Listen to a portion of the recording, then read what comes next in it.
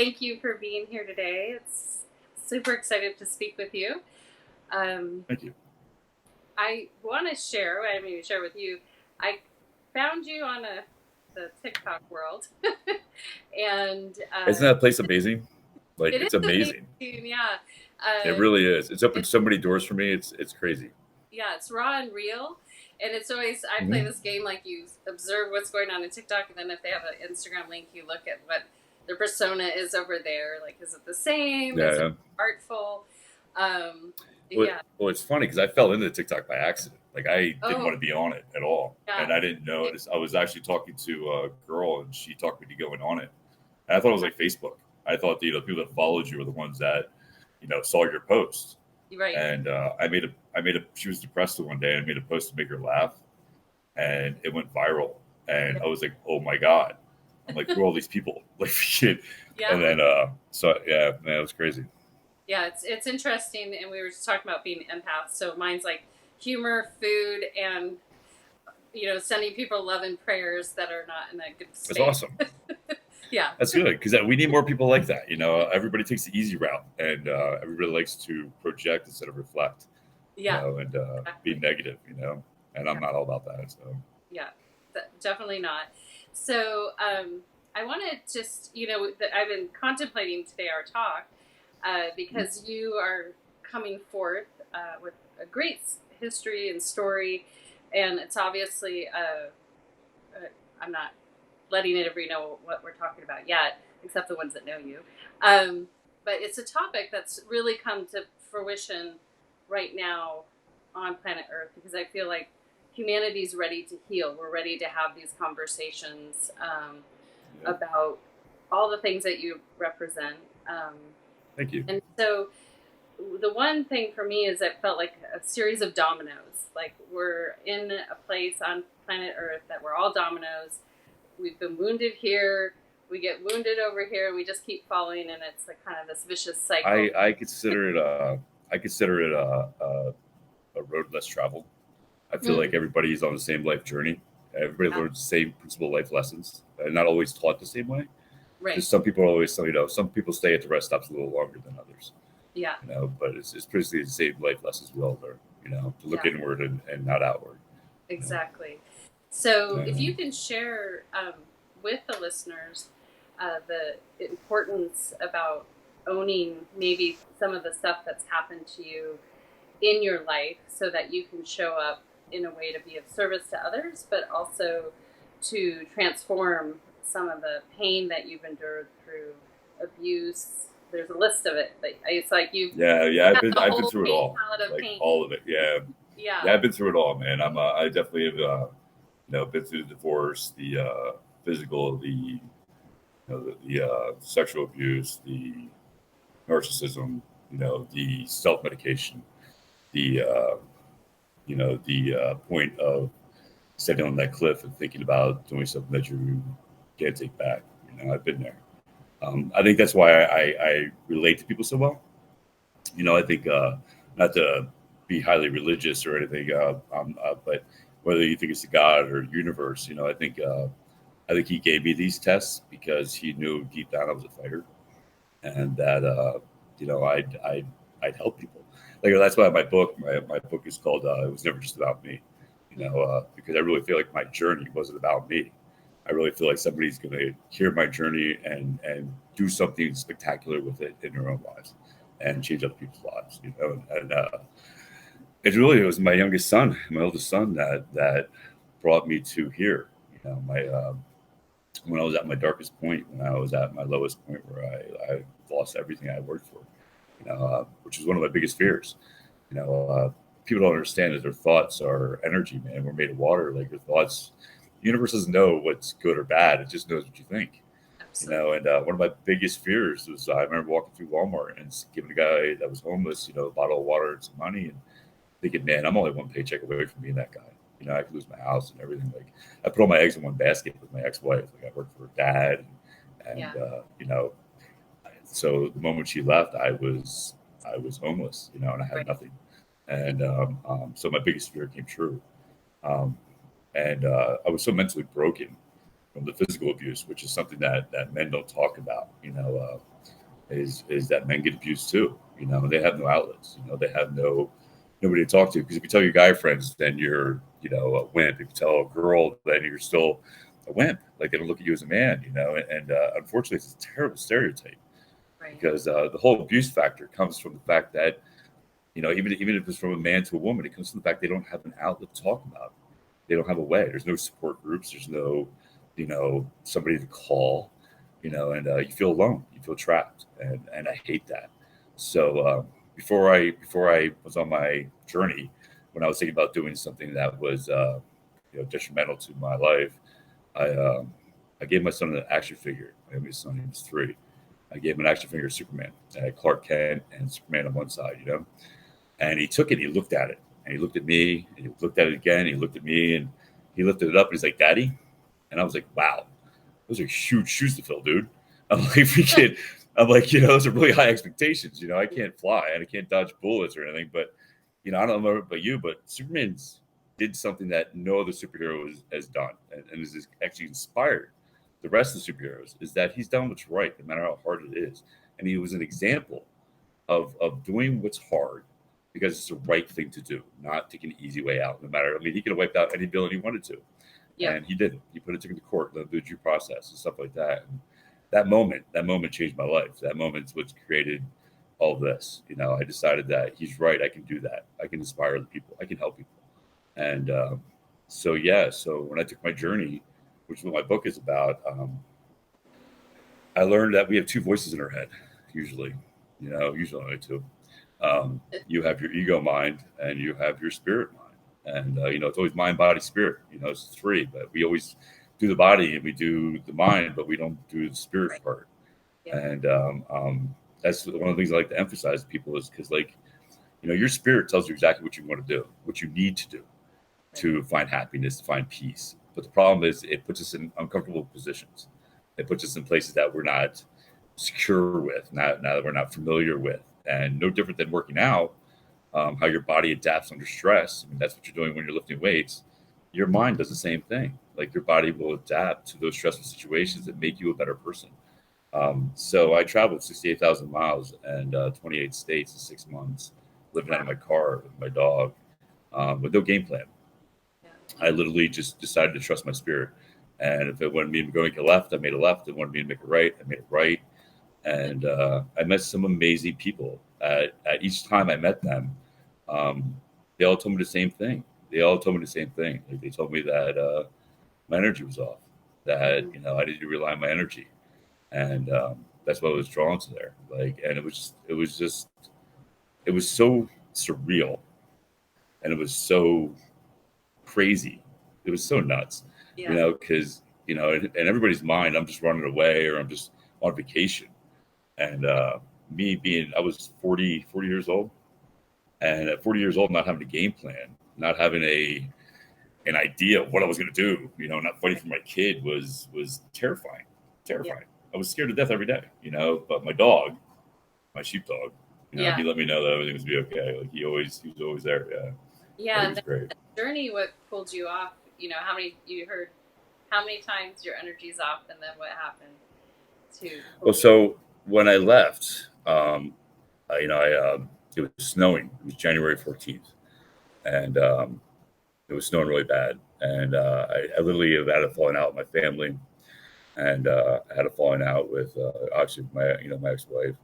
Um, and my parents were so, like, you know, they had 4 houses at the time. They didn't offer me a place to stay, but they gave me dog food for my dog. You That's know, good. yeah, right, right. And my old English sheepdog, O'Malley, I actually hated him. I actually got him from an ex girlfriend of mine, Mm. and I had 2 other dogs. I had a Chow and a Great Dane that died in that 4 month period of me losing everything. Oh wow. And I had O'Malley since he was 6 months old, and he was just happy, jumping like all 4 legs. Just he was me. That's why he annoyed me. He was me, you know, freaking, and he even had gray hair. And um, my mom asked what I was going to do with the dog, and I said, you know what, I'm the only person he knows left. I'm not going to abandon him. I'm not going to, you know, he's coming with me. And it was the best thing I ever did. That dog made it. You know, people approach me. So I had this book called The Power of Movement by Bob Klein. Mm. It's a Tai Chi book, and it talks about, you know, your spirit and your ego, and how we listen to ego because it's easier, and it's easier to project than to reflect, and how we always live in the future and in the past, and we rob ourselves of the only thing we truly have, which is right now. And we don't give you every day the freedom to be new, to be just that, just to be that experience, you know? So I had to start to go to Key West. So I drove to Key West with $180 in my pocket, and my unemployment didn't kick in for 3 more days. And I stopped at this kiosk, one of the coupon things that I had down there. Yeah. And this lady came out, was petting my dog, and she asked me why I was there, and I told her I don't know. I have no fucking clue why I'm here, you know, excuse my French. But I told her, you know, I lost everything and I just felt the need to be here. And she made a phone call and got me a room in Key Largo, right on the water, for $80 for all 3 nights.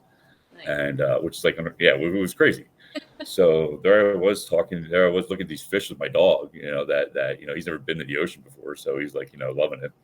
And this lady comes up and starts talking to me, and she asked me the same thing, what brought me there? And I told her I have no idea, no clue, you know. And I told her my story, and she made a phone call and got me a dinner at this restaurant that I could take my dog to. Mm. And part of the ego is the easy way out. You know, my ego was drinking, women, you know, and easy, quick things. You know what I mean? To get a quick fix, to not deal with who I was, because Right. I realized as much as I want to blame my ex-wife for everything that happened, the abuse, losing everything, I chose her. Right. I chose her.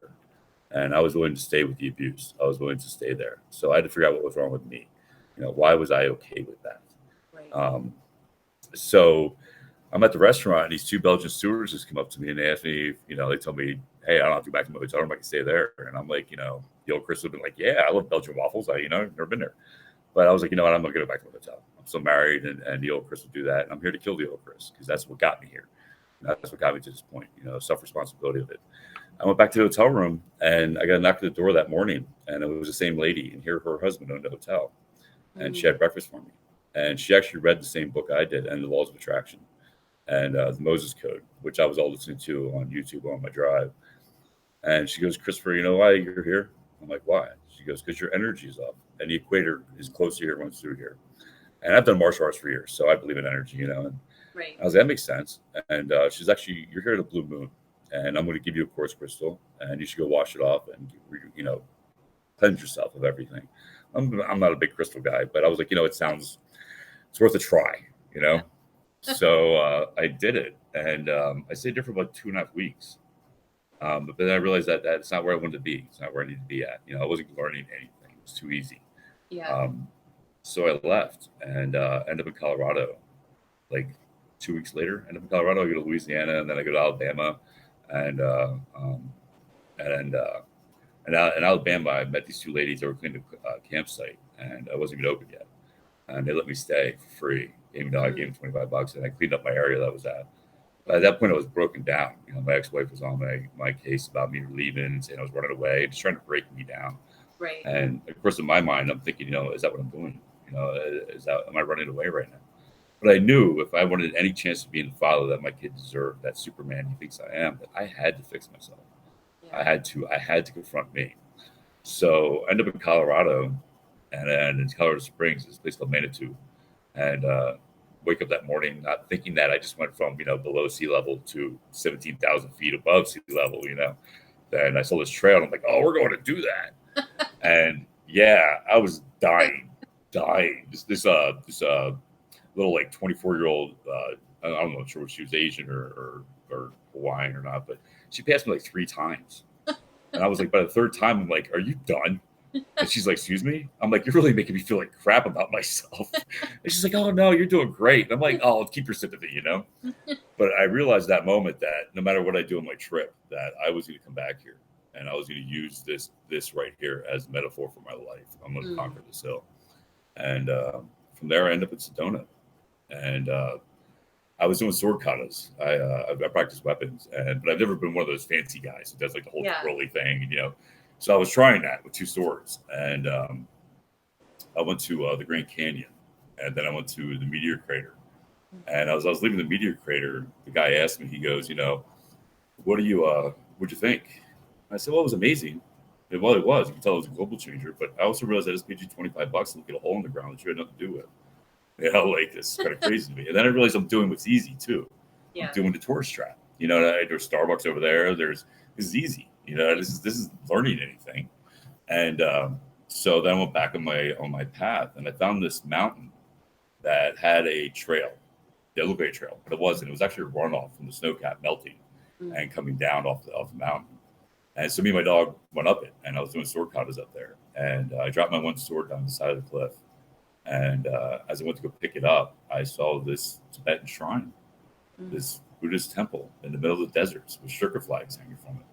Yeah. And I'm like, what are the chances of that?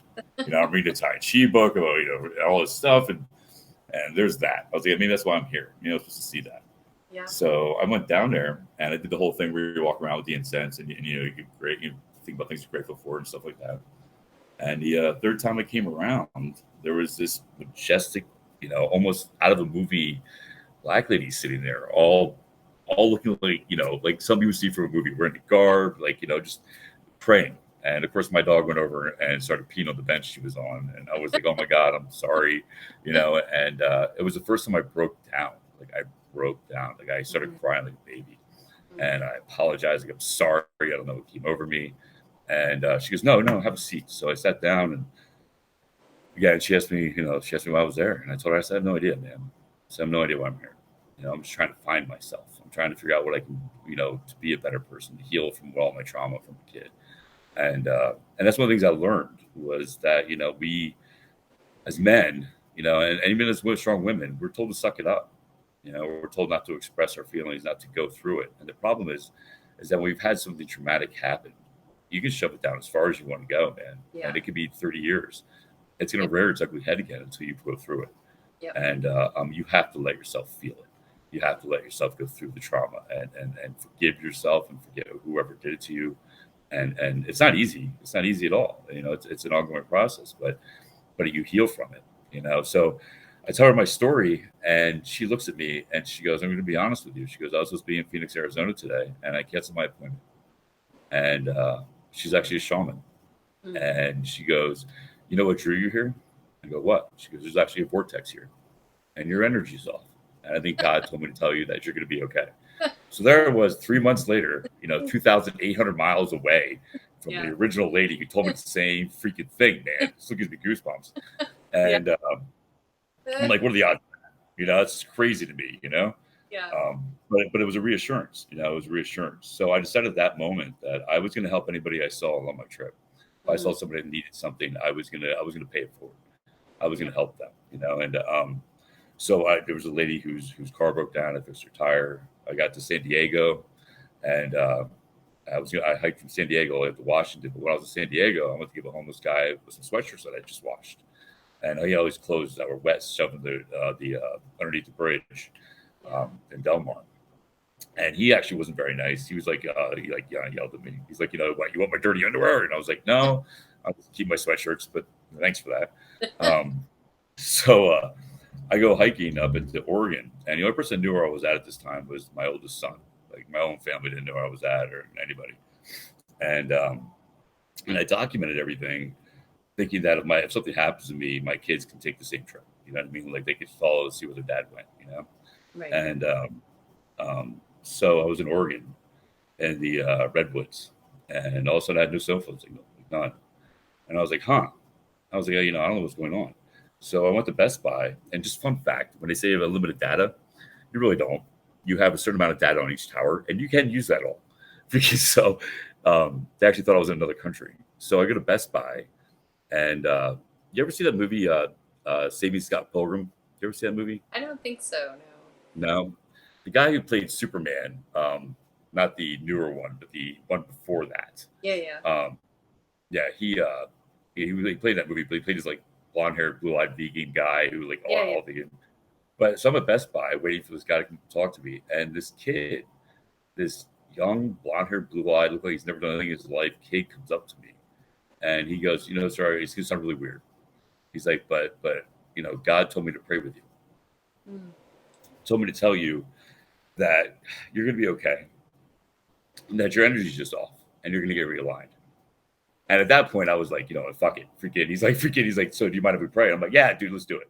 Yeah. So we prayed, and from that moment on, I realized that it wasn't about me. Like there was something else going on here. You know what I mean? Absolutely. And yeah, it was amazing. It was amazing. So after that, I went back to Colorado, and I did that hike, and I had the girlfriend that I had when I got that dog, the one I got the dog for. Yeah. She was a great stepmom to my kid, my oldest son. Like Mm. she actually made me a better father because us guys at my age, we were taught to suck it up and man up, and we Yeah. we almost belittled and berated our kids, Yeah. to be men, and so I caught myself doing that with my oldest son. He was whining, and I hate whining. And I said, man, let's see, what do we need to go get paint your room pink? We need to go to Walmart and get some pink stuff, and she pulled me aside and she said, Chris, you can't do that. You're his hero and you're breaking him. Yeah. And it was a pivotal moment for me. It was a pivotal moment for me. But when everything fell apart with her, I felt my oldest son was mad, and I had a lot of resentment towards what happened with me because of that, because it was my fault. And so I took a picture of me on top of that mountain that I did. It took me 2 hours before. It took me 45 minutes this time. Oh, And congratulations. yeah, thank you. Yeah, I actually went all the way up past where I went forward and carved my kids' initials in the tree. Oh, So that way they can go there years later and see I was thinking about them, yeah. And I took a picture of me. Said, "This is where I'm eating lunch today." And she messaged me the first time in 6 years, and she was like, "Where you at?" I was like, "I'm on my way to Denver." And she's like, "Chris, I'm in Denver." I'm like, "No fucking way, man! Like, what are the odds of being in Denver at the same time? I'm on my way there, So we sat and talked, and we had a moment of clarity and honesty and forgiveness. And I decided at that moment that my story wasn't about me anymore. It wasn't about me at all. Like it was to inspire somebody else. So that's what my whole title is. It was never just about me. Yeah. Because it wasn't. It was about my kids and everything else. Yeah, service, which you don't know, but I have a book, and at the end, I'll be the spoiler alert of my own book, but the last chapter is when it's no longer about you. Oh, really? Yeah. What's the title of your book? Bare Naked Bliss. I'll send you a copy, but when I read awesome. Very cool. I read that in your PDF, the PDF that you sent me, I was like, yeah, that's basically when we get in alignment, we're really into well, I try to tell people all the time, like that, helping people is great, but I'm going to be honest with you, it's the most selfish thing I could possibly do. It really is. It's the most selfish thing I could do because honestly, it makes me feel good, and it motivates me to be a better person. You know what I mean? And I've always been a teacher at heart. Always, like that's why I went from elementary ed to personal training and stuff like that. Like I love educating people, like and empowering them, because I feel like a lot of things that happen in the world are just based on ignorance. It's really just because they don't have an understanding. Absolutely. So that's why I take time to. Oh, go ahead. Oh no, go. Well, I mean, can you share a little bit? I think right now, because so many people are getting a voice to talk about the dysfunction that they've been in, and even the generational dysfunction that we've all been in. Yeah. If you can share from your perspective, one, about how to have compassion and forgiveness, maybe for the perpetrator, and then how to have courage to just own that you were in that position, anyone that's been in the position of being perpetrated upon. Well, so one of my biggest things that's driven me to where I am today, and one of the reasons the whole reason there is even the Team David was because my oldest son's 16 years older than my youngest son, and my family isn't big. My family's scattered all over the place, and since the grandparents passed away years ago, we don't have those huge family get-togethers anymore. Yeah. But I knew because of my younger brother in Florida, who's exactly the same age apart, who I'm actually closer to than my other siblings, even though we'd never really spent that much time together, that it would be important for my younger son to know his brother, like to know they have a bond. And with Izaiah up at college and Avery with his mom the way she is, I just wanted them to know. So I actually just started putting Team David on my posts, so my kids knew I was thinking of them, and what I've done is I've looked at the mind, as a muscle group, as a working out thing, because it really is like your mind is a muscle. So repetitive thought, what you put in, what you read, what you watch, what you spend your time doing, Yeah. is really feeding your mind and strengthening it or breaking it down. And so I've spent a lot of time with people on just working on. So, like for instance, for me, just an example, all the posts you see where I'm positive and I'm being supportive and I'm being outgoing is actually me at my lowest. It's actually where I have negative thoughts about Mm. myself and my situation. And instead of dwelling and living in those thought processes that do me no service at all, I put out a post as positive because honestly, nobody looks at it more than I do. And for me, it's looking at myself in the mirror Right. and reminding myself of what my goal is, what my purpose is. And because unfortunately, we are fed by everything about ego. Everything's fed to ego, and ego does nothing for you in the long run. It leaves you in a reactionary state. It leaves you in a victim state. It leaves you in a selfish me state, and Absolutely. it's not where you want to be. It's not where you want to be. And for compassion for other people, like I was very fortunate to grow up in a scenario. My grandfathers, both of them, they were never stereotypical. Like the woman didn't have a role. They were my mom, my grandmother. If the car was broke down, my grandmother was out there handing the tools for them. If my grandmother wanted the garden done, my grandfather was out there digging the garden for her. They did things together. They were equal. You know what I mean? And I mean, they still had their things. Like grandma was always made dinner. Grandpa always ate it. So but they were always very supportive of each other. They always were very team oriented, and they never looked at anybody based on gender or ethnicity or any of that. You know what I mean? So growing up, I never looked at anybody as anything different than me. Right. Like I've like you bleed the same blood I do. Like it's the same color. Like you breathe the same air I do. The only thing different is your perspective to mine. And perspective is everything. But when you close your mind to other people's um, views, like I told my oldest son, he didn't know like his godfather's black. He's one of my best friends. Yeah, I love the guy to death, and he didn't know what racism was, and he asked me, and I remember telling him, I was like, could you imagine if you didn't like Bobby based on just the color of his skin? Yeah. Do you know how much knowledge you would have lost?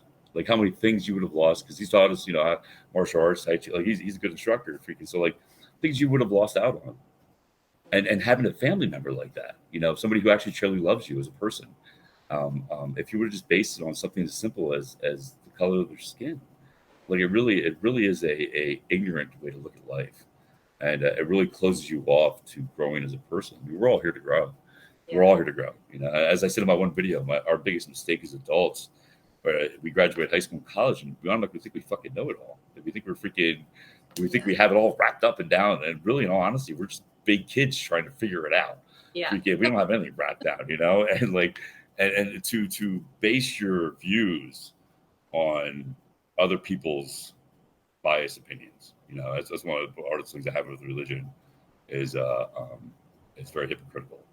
I learned that on a really early age. That's why I don't consider myself religious. I consider myself a believer in a higher power.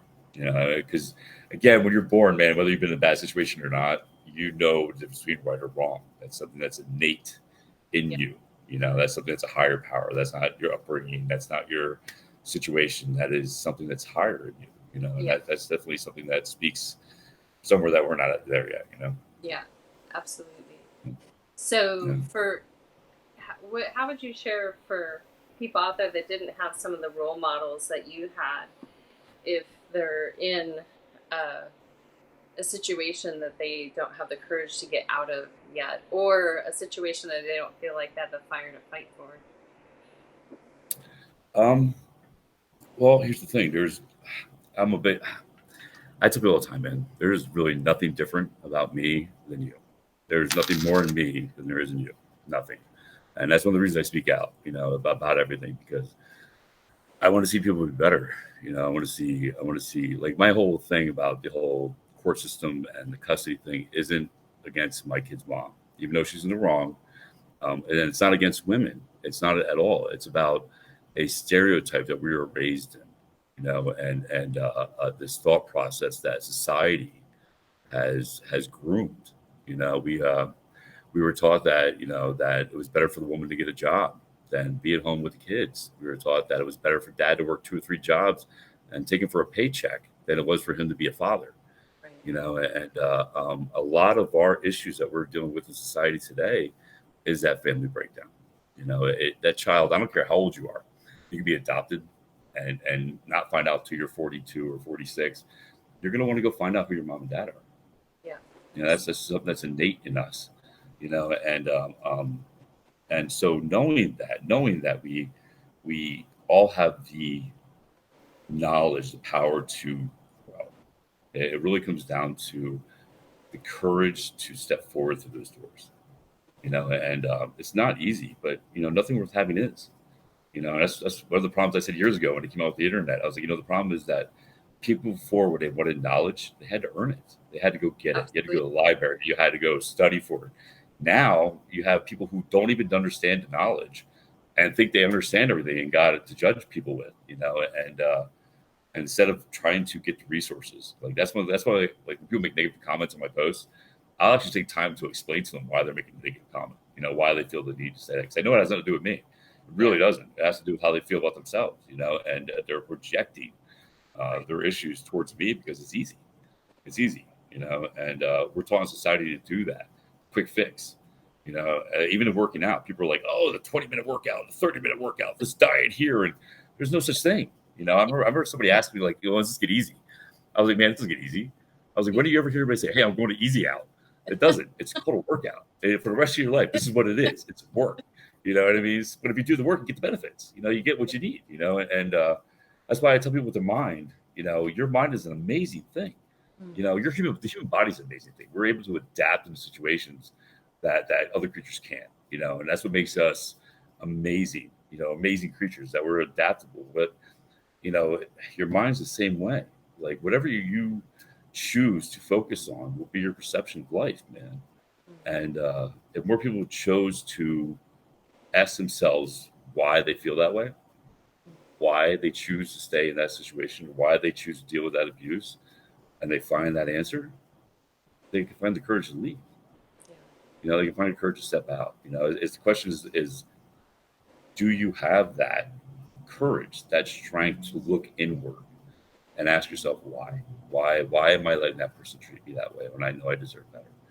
And then once you find that answer, you're able to heal from that and move on. But in the meantime, everything else is just camouflage and smoke. You're really just trying to, run away from it. Right. And like Bruce Lee said, you want to be flowing water. You don't want to be stagnant water. Stagnant water brings death. Flowing water brings life to everything around it. Absolutely. So you just want to keep moving. And how has your martial arts assisted you? The mind of the body. I got to do jiu-jitsu when I was 14. I got in trouble. My parents grounded me for the summer, and for the summer. I was a bad. I would say I was a bad kid, but I was definitely a rebellious child. Okay. I was definitely rebellious, and but it was innocent rebellion. Like it wasn't stuff that I never put a thought into what I was doing. I was my dad always says, like, you just jump. You just don't think about what you're jumping into. You just jump, And so they grounded me for a summer, and I picked jiu-jitsu to do.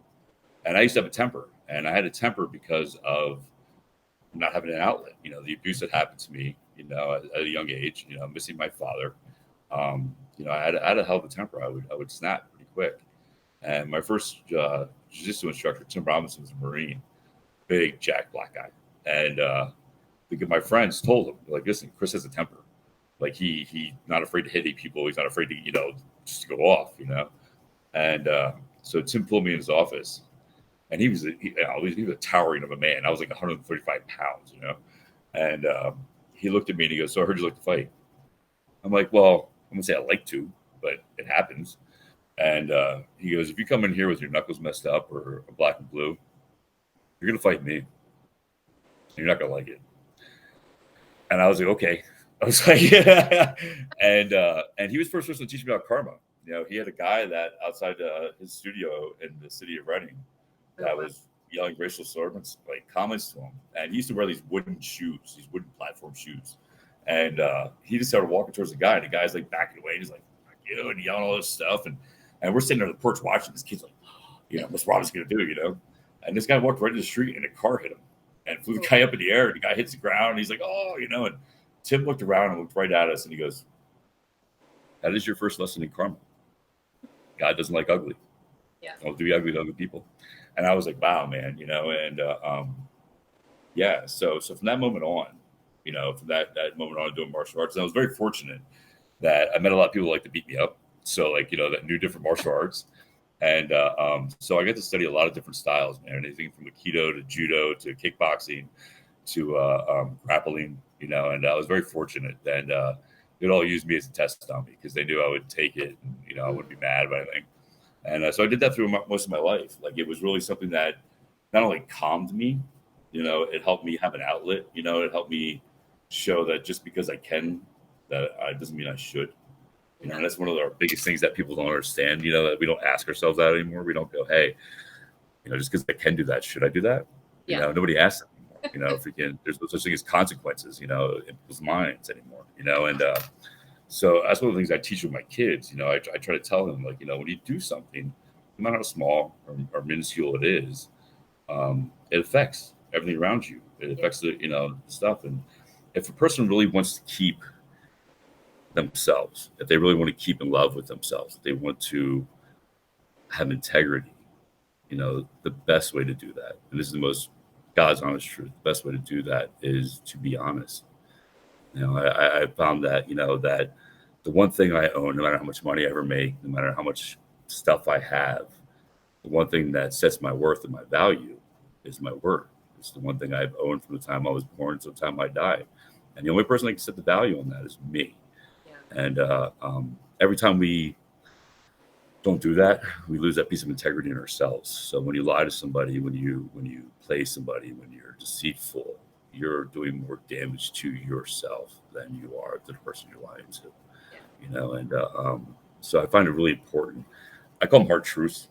People never like to really hear the truth about themselves. But they're hard truths. Like, my oldest son, God love him. He's 23 and he spent my birthday with me. And you raise a good kid when he can give his own dad his hard truth. Something that I didn't know about myself, and didn't know that I did. And he had no problem telling me I did it. And he was right. And he was right. Even at 46, I was still learning. Even from my son, which shows me that I did a great job with him. Like, he was an amazing kid. Yeah, he's a good kid. So much smarter than I ever was. But I think that's because I've always been honest with them. You know what I mean? I've always been like, I don't lie to my kids at all. About anything. If they ask me a question, I tell them everything about me. And I do that because that's our job as a parent. We're not here to coddle them and give them whatever they want, spoil them. Man, that's not our job. Our job is to prepare them for life. And letting them think they live in a fairy tale Disney World life, and then is wrong. That's why I end up with all these kids that don't know how to deal, and end up prescription meds. Like, I was a big advocate against that whole labeling children and prescription meds before it even became a huge thing. Right. Because you are what you eat. Your diet is huge. People don't understand that. Well, and speak a little bit further about honesty, because, in our culture right now, there's a lot of smokes and mirrors with, having the influence of social media. Oh, it is crazy, right? But also... nobody ever looks like their pictures. But the thing that's interesting is I have 2 children, and so when they're young, it's easy to all of a sudden catch yourself going, why am I not being honest with them? Because you start to try to when they're, especially your toddlers, you're trying to manipulate them, for lack of better words, to do what you want them to do at all costs. So what I do with my son is I explain to them why they have to do that, why I want them to do it. My oldest son, he still talks about it to this day like it was torture. I'm not one that believes that my voice is deep enough and I have enough presence. I've never had to spank my kids. If I get I call it my dad voice. I was like, let me get my dad voice. I was like, and they know. So, but he hung up the phone on me the one day, and he was being disrespectful to my parents. And I went and picked him up. He was sleeping at my parents' house. I was working third shift. I went and picked him up early in the morning, and I brought him back to my house, and I gave him a shovel and a jug of water and a tape measure. And I said, here, you're going to dig me a 1x2x2 hole. And I want it to be perfect. And he was pissed. He was mad. It was August. He was like, I'm not doing this. I'm like, well, you're staying out here till you do. So you do. And his mom spoiled him. Like his mom, she's an Italian. She spoiled him. She did what Italian moms do, and there's nothing wrong with that. That's why the whole family dynamic is important. The kids learn their compassion, their love and understanding for the mother. Yeah. They learn their strengths and how to handle things from their father. You know what I mean? How to be able to be strong in that moment. Yeah. And that's not a gender thing. It's a chemical thing. It really is. It's just the way we are. It's why it's man and woman. And so yeah, he was out there probably about 4 hours, and he dug the hole. He was all sweaty. He was all mad, and he was telling me, I hate you, and I can't believe mom would never make me do this. And it sucks. The last thing I ever wanted to hear from my son was that he hates me. I want to spoil him too. I want him to love me too, but I want him to be a good man. I want him to know he has consequences. So I went outside and I measured the hole, and it was 2x2x1. And I said, good. Now fill it back up, put the grass on top. And if you do it again, it's going to be a bigger hole. Yeah. And he couldn't believe it. He was in such awe that I made him dig a hole for no reason to put it back in there. But he never hung up the phone to me again. Even to this day, he'll wait for me to hang up before I before I get the phone. You know what I mean? But it's that consequence that we're lacking. We have these. It's one of the reasons I got into teaching. I love teaching kids. I love kids. It was the parents I couldn't stand. Because I was, like I said, I would have been labeled as a kid as ADHD. And thank God that my mother went to a doctor who he's like, stop giving the kids sugar, stop giving them red dyes and orange dyes. Yeah. And I went from like 65 hours of detention where I helped build a new addition to the school to honor roll and vice president of student council and perfect attendance that following year. And it was all because they changed my diet, and I feel like the problem now with parents is that they're lazy. And back to the term, they're lazy. They want to blame the teachers. They want to blame everybody else. They watch too much TV. They watch, and all that stuff. But you're the parent. Your example is the example. It's the one that they're going to base their whole life off of. Is your example of a parent. So your job is to tell them to do things, but explain to them why. Yeah. Why I'm having you do this. My stepdad was never any good at that. I always felt like I was his house. He would just drop me off and make me mow grass and wouldn't tell me why. And he didn't tell me until a couple years ago that he did it because he wanted me to be, self-sufficient. He wanted me to take care of it. But if he would have told me that years ago, I wouldn't have resentment towards him. And that's the problem is that we don't take the time. We don't take the time to, because kids are smart. Kids are really, really smart, man. They're really intelligent, and the more you talk to them on an intelligent level and not coddle them, the better chances of life they have. Part of my agreement with my ex-wife is that we're not allowed to talk bad about each other. And my comment to her was, well, don't do anything bad, and then I have nothing to say. Yeah. It's that simple. It's really that simple. But I'm not going to lie for you and paint you as somebody you're not. And that was one of the things that was really hard for me because last time I saw my son, because I knew his mom was going to take him. And because he wants to live with me, and she's against that 100%. So I asked him, I was like, Avery, you want to live with me? Is that what you really want? He goes, Dad, more than anything. And I said, okay, bud. I said, well, then mom's coming to get you, and she's already mad, and she's going to take you from me and not let me talk to you. And she's not going to let me see you or speak to you. And I want you to know it's not you, that you didn't do anything wrong, at all. But Daddy's coming. And I have his old Team David shirts. They have one around me right now. But it's a silhouette of me holding my son's hand. And it's usually on the back of the shirt. And on the front it says, this isn't a dad bod, it's a father figure, And he went in my room and he grabbed the shirt and he put it on backwards. Oh. So Team David and the silhouette was in front of him. And he gave me a hug. I was like, I love you, Dad. I was like, I love you too, man. I was like, just don't worry, Daddy's coming. Yeah. And he knows, like he'll tell you at 7 that he trusts his dad. He knows his dad keeps his word, and that means more to me than anything else, like anything. What I mean? You guys are. So I think. Good. You're energetically connected, so you're not without him. I wanted to remind you of that. No. It just sucks. You know what I mean? I never wanted, a split home for either one of my kids. Yeah. It's not something I ever wanted. Um, and I know co-parenting is so important. It's Yeah. so important for the kid to have both his parents. Right. But Well, when one doesn't see that way, when one doesn't, view that same perspective, well, you've you touched got on to do what you got to do. a few times, and I find it interesting. You ended up at the Grand Canyon.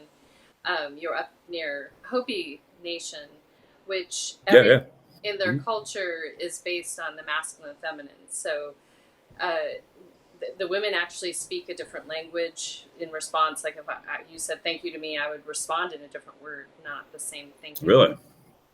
Because of the rules of the tribe and the agricultural system. It's this magical alchemy that happens out there. I can't explain it. I've seen it. It's blown my mind.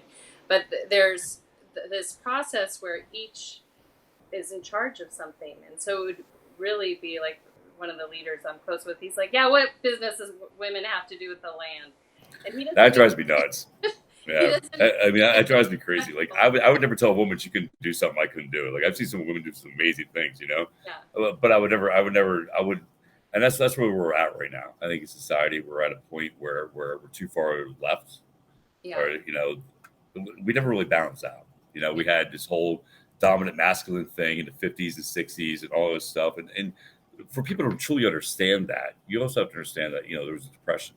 There was also 2 world wars.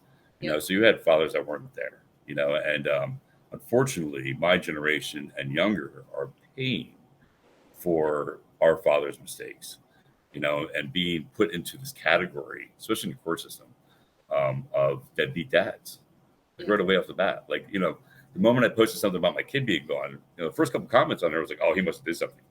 Oh, he had to do something. Yeah. She could have done it. It had to be me, and but I studied history. In 1975, divorce rates went up by 89%. You know what happened in 1975? You know what happened? We had the gas crisis, 70 or 79. Domestic relations. Oh. 1975, divorce rates went up 89% and 25% every year after that. And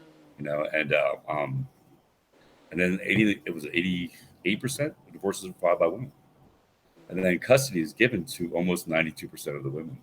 Yeah. So when people look at society and they go, well, this snowflake generation, this me generation, oh, where's the imbalance at? Yeah. Kids need their fathers. They need their fathers as much as they need their mothers. And if you want men to stop, committing suicide at such a high rate, if you want fathers to be there, because I feel like there's probably a lot of great men out there. There'll be great fathers that have been told by lawyers, have been told by people they know, you're never going to win. Right. You're just going to pay child support and see your kid every other weekend. And child support is so messed up, because I know so many fathers that work 3 jobs, 2 on the books and 1 off, just to be able to keep their house. Yeah. So they don't get to see their kid, and they don't even get to get on their weekends because they're working. And and it's not. Oh, go ahead. Well, I was going to say. I was saying it's not. Go ahead. Your perspective, because you weren't in it just because. Like, well, from your perspective, what is the solution? Well, that's the thing I've been trying to advocate for, because I'm trying to get women, because nothing's going to change unless the mothers are on our side or on the father's side. That's where the awareness has to come into play. It has to be, women have to be aware. That's one of the things that I really love about TikTok is there's a lot of advocates for men by women. Yeah. But the fact that there's so many women on my comments that say this happened to my brother, this happened to my son, this happened to my dad, and it's bringing light to the fact that it doesn't just affect men. It affects mothers, it affects sisters, it affects siblings. And I think the solution is that we come together, that we stop blaming each other for past experiences that we had nothing to do with. It's no different than this than somebody saying, like, I had somebody say to me when Barack Obama became president that I had 400 more years to make up for. And my family's Russian, Jew, Irish, and Scottish, and Welsh. Each one of my section of my family was either tried to be bred out or was a slave. Like they were, straight up slaves. Yeah. And but I don't hold those chains. I wasn't there. So for me to say that I have any rights as more than somebody else is ignorant. I feel like for us to make a change, we have to be open to the acceptance that we're not the stereotype. Yeah. We're not our deadbeat dads. We're not men who look at women as nothing more than baby factories. None of my friends were raised like that. We weren't raised like that. We were raised by empowered women, and we were raised by fathers who wanted to be there and wanted us to be men, and for them to accept that they have to stop playing victim.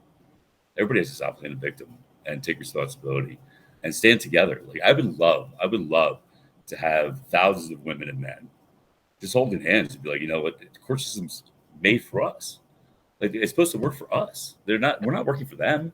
Yeah. They're supposed to be working for us. So we need to take it a change and make it the court system look at the individual, not the gender of the individual. Right. Just at the individual themselves. Is that a good person? Are they good people? Are they good with that kid? And not have such a stigma for men. Yeah. I 100% agree. Would you say that we could handle this on our own outside the court system or bring this up? Oh, yeah. Yeah, well, the problem with that is again, like my oldest kid's mom. She looked me dead in the face. Now, she had free daycare. She had free formula. I had my kid 50 hours a week. I was giving her $100 a week for nothing. I was paying her car payment $250 a month, and not because courts told me, just because I wanted to be a good man. Yeah. And she took me for child support, and she told me dead to my face, man, that I give her $500 a week or I don't see him, that he belongs to her. And that was her. I don't blame her. She was raised that way. She was taught that. She was taught that ownership, and what they have to understand is that you couldn't have that baby if it wasn't for me too. Like I was a part of that. You know what I mean? And so as much as you want to say he's yours because you carried him for 9 months, he's not. He's ours. Yeah. And I think the letting go of the ego, this me, and what I can get from him, stigma that goes on. Is because I know so many fathers, man, that literally never wanted to. Like, I don't want to fight my kid's mom.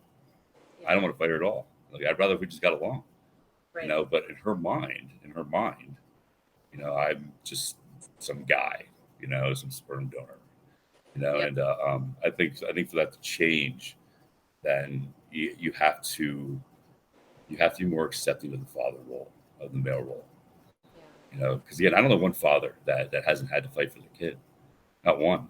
Didn't spend thousands of dollars just to get breadcrumbs in their kids' lives for just because the mom was bitter, yeah. And it's not fair to the kid. It's really not. It's really not fair to the kid at all because all they want is her mom and dad. I can introduce you to my ex-husband. He tried. Oh yeah, right. But I advocated, irregardless of where we were at, for us to stay together. I had to do some fast talking to counselors and everything just to get us to an agreement. Just for this reason, even if there is hostility, it's better that the kids come together, or the parents come together and co-parent those kids because they definitely need both of you, mother and. Well, they do. Provided he's a. Yeah. Well, as I told my oldest kids, and as I talked to people about it, because a lot of people thought that I was trying to be vindictive, that I was trying to put my kid's mom down, and that's not at all what I was trying to do. She's in the wrong, yes. But for me to attack her and put her down, I'm literally attacking my son. He's a part of both of us. Right. Now, he's a part of her as much as he's a part of me. Yeah. So anything I say about her, I'm hurting him. Yeah. Because he loves her. Absolutely. And I think that's where people need to understand, is that when you are upset at the other person and when you want to be angry and do something to get at them, that the only person you're really getting at is the person you supposedly love the most, which is your child. Yeah. What I mean? And I think once people understand that, and put that child first, everything else just falls into place. Everything else becomes easy because your ego is not talking for you anymore. Yeah, and share a little bit more, because what happens a lot of times in these situations, even with your older son's mother, it does, people all of a sudden like use money as a control mechanism. Yet if someone were to actually sit down with a financial advisor and say, how do we make two households out of this? What would you say to like separating those in a certain way so people can objectively see? Because it's scary. Well, I think people, when you're breaking up a home, it's scary. Trying to figure out how it happened, right? Well, so like my youngest kid is, she's trying to take me for child support right now. Even though and the only reason she didn't was because when he brought out how much she makes a month, I laughed. I said, "Boy, I just taught my kid how to do math." I was like, "Why don't we bring him in here and I'll have him go over her bills?" There's no way she's making that and paying all that. I was like, I'm sure the IRS would like know how she's doing all that. And her response was, "You would do that to your kid?" I'm like, "No." I was like, "I'd do it to you though, because you're trying to do it to me." You know what I mean? Like that's just something that's you're using something that is supposed to be for our son to hurt me because you feel vindictive, about stuff. So I think first you have to take the control of the courts. So to understand why the courts are set up the way they are, is that the lawyers, the judges, all make a percentage off of your court case and your child support. So they have no motivation to help you, to have you not fight, to not see you argue. Their only motivation is their pocket. Bottom line. And most of those lawyers all know each other. So they all just keep you going and they'll have you bicker back and forth and they drag it on because that way they make money. They're the only ones that make out in a custody battle. They're the only ones that make out in child support. Is that? I think, like in my case. Is that in all states? Yeah, it's in all states. Yeah, they all make a percentage. Yeah, the lawyers make a percentage. They all make a percentage of that child support. And off that fight in the court case. That's why I went through 4 lawyers. They all told me the same thing. They all wanted to just keep fighting. And Mary Fabinger, the reason I got her is because she was this quiet little old lady. And I got her because she made me look like I was, peaceful and calm. It was the exact opposite of what my ex-wife, well, my oldest kid's mom was trying to say I was, Yeah.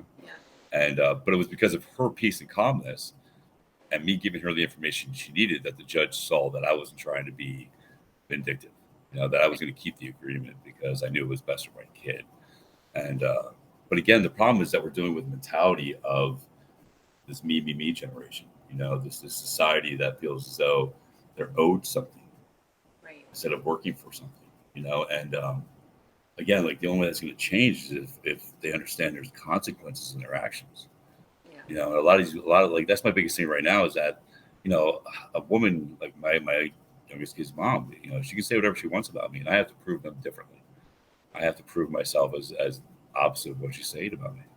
Or the courts will believe her, even though she has no proof or evidence, just because she's a woman. That's the only reason. You know what I mean? Like I had my son, I asked to have a wellness check done on my kid. And the cop went and talked to her. Didn't even go check on my son, at all. But if I was a woman and I asked him to go do a wellness check on me, on the father, yeah, he would have showed up at my house. And he would have went, he would have checked to make sure that kid was okay. And again, it's because of this stigma that we've been raised to believe of deadbeat dad. Yeah. That the father doesn't want to be there. But I guarantee you, I swear on my life, I would say at least 90%, if not higher, the absentee father, wouldn't exist if they knew they couldn't. If they knew that they had the chance to be there, if they wouldn't felt pushed away. Even me, who swore at 7 years old that I would never leave a child, I would never abandon him. Yeah. When I first started this fight with my ex-wife, I thought about it. Do I really, at my age, want to spend the next 4 to 10 years in court, spending thousands of dollars to get breadcrumbs of my kid's life? Like, do I want to do that? At this point in time in my life, like first of all, I wasn't. She's the one that wanted to have a kid. She used to cry and tell me she couldn't have kids and blah blah blah. I used to pat her on her shoulder. I'm like, it's okay. I was like, we're good. My oldest is gonna be 18. We go travel, blah blah blah. Yeah. And when I came home, so much she was pregnant. At first I was, I'll be honest, I was like, oh man, here we go, freaking. But then I was like, we're married, so maybe this is how maybe I finally get the family I want. And but I thought about it, especially when she, cheated on me and married somebody else, and do I really want to see my kid being raised by somebody else? Do I want to deal with that, knowing that I didn't do anything to deserve that? Yeah. So the only person I knew that literally just walked away from their kids was my real father. It was him, and I didn't talk to him for like 13 years. And so I actually reached out to him, and I said, Dad, I just got a question for you. Do you ever regret it? I was like, I don't want a whole story. I don't want a whole apology or anything like that. I want to know, do you regret walking away from your 3 kids? Because you did. Like he wasn't paying child support for any of them. Like he could have very easily picked up the phone, but he walked away, And he said to me, he goes, Junior, he goes, every day. I regret it every day. And at first I didn't believe him. I thought he was full of shit. It was the same guy who used to tell me my birthday present, my Christmas present was in the mail and never show, So for kids, he asked me to come and see him. So I went and saw him. And my mom's about 2 years older than him, and she's still pushing mowing grass, and she's still moving around like she's in her 30s, And I saw my dad, and my dad was on the verge of diabetes and has a hemorrhoid, hernia in his chest right here, and he's out of shape. And man, I looked at him and I was like, fuck. I was like, that right there's regret. Yeah. That right there's a man who hid from the world, yeah, and regrets never standing up and having the courage to say something and fight. And I swear to God, I would never be that man. yeah. I would never be that. You know what I mean? I decided from that day on that I'll never walk away from my kids, no matter how hard it gets, no matter how broke I am or how inevitable it seems. I know for a fact that the best thing for my kid is for me to be there, and nothing's going to change that. Yeah, my oldest son, freaking, when I saw him for my birthday, it was the first time I saw him in 10 months. And he's 6'2". He's like 220 pounds, solid muscle. He makes me look like a midget, And I told my girlfriend and my manager a couple weeks ago when I had the wellness check done on my youngest son. He didn't do anything. God didn't do anything. My son was living in Florida at the time, my older son, and I could feel he needed his dad. He didn't need me to give him a speech. He didn't need me to tell him anything. He just needed a hug from his father, let him know to be okay. So I started driving down there, and I knew I only had 2 days. It's like a 16-hour drive. And my girlfriend and my manager were all over me. They were like, you got things to do. What are you doing? And they didn't quite understand, my thought process. But I listened to him when I came home, and not knowing that he came back to college up in Pittsburgh. And so when I found out, my girlfriend got me a place, a cottage by his school so we could see him. And I haven't seen my son cry since he was probably like 11 years old when he jammed his thumb. Playing baseball, and I told him to suck it up. And he walked up to me, one tear in his eye, and he's like, "Why do I always have to suck it up?" And I was like, "Man, because I'll let you know when you're in pain, And even when he broke his wrist playing football, he didn't shed a tear. He didn't even know he broke it. But that young man, when I saw him, he broke down, and he hugged me, and it was amazing. It was truly amazing. He's like, "Dad, I didn't know how much I missed you," and I was like, "It's cool, man." I was like, "I knew you did. I know you needed help from your dad. You know what I mean? You needed that." And it's those things right there that natural, basic human feeling that is an empath, that we run away from it. We're scared of it. And I think the more we embrace that, like how many times do you think you walk past somebody in the course of the day and you saw you could hold the door, or you could say good morning or God bless you, or you could have did something to make their life a little better, but you didn't, because you're worried about the oh no, it's weird if I do that type thing. You know what I mean? Yeah. But literally those moments, those key moments, are what changes your world. It's what changes everybody's world. Yeah. You know what I mean? Like it's just that little simple thing. Common courtesy is free. There's a lady down here at the gas station. She was having a rough day. It was when a lottery was at $1 billion. So she was standing by that lottery machine all day, and she's got to be in her late 60s or 70s. And her name was Belle. And I came in there, and I'm always nice to everybody. I say good morning, how you doing today, and actually listen when I don't just say it and just ignore whatever they say. I actually listen to what the hell they have to say. And so I go in there, and She's like, gosh, she's like, I've been standing at that machine for 3 hours. She's like, I haven't even had a chance to get a drink of water. I was like, man, if you need a drink of water, you go right ahead. You can sit down if you want. I'm not in a hurry. I was like, no worries. And she goes, I got to tell you. She goes, I've been fighting saying this, but every time you come in here, you're so pleasant and you're so nice and your voice, and it just really just brightens my day. I didn't know that, at all. Freaking, but that little moment of bringing somebody joy in their life when they're stressed, it's a gift, something that we all have, that we all have that, but we choose to ignore it, because it puts us in an uncomfortable, unfamiliar situation. Yeah. But that right there, if we do it, the world would be a better place. It really would, it really would, man. And especially right now, we need that more than ever after coming up.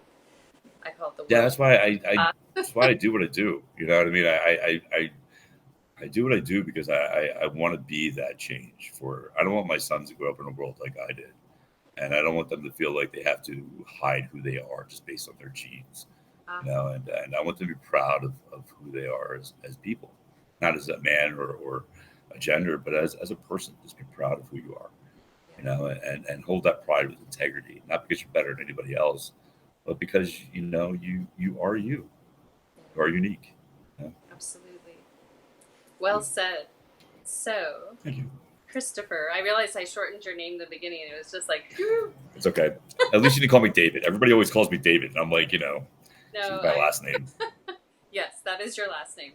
I got that before I got on the air with you. Let everyone know your website. It's always good for you to orate. We'll put the links below, but okay, thank you. Yeah, my website is www.christopherallendavid.com, or you can hashtag Team David on anything you want, and it'll come up on any social media. 72 isn't my birth date; it's my birth year. It's my lucky number.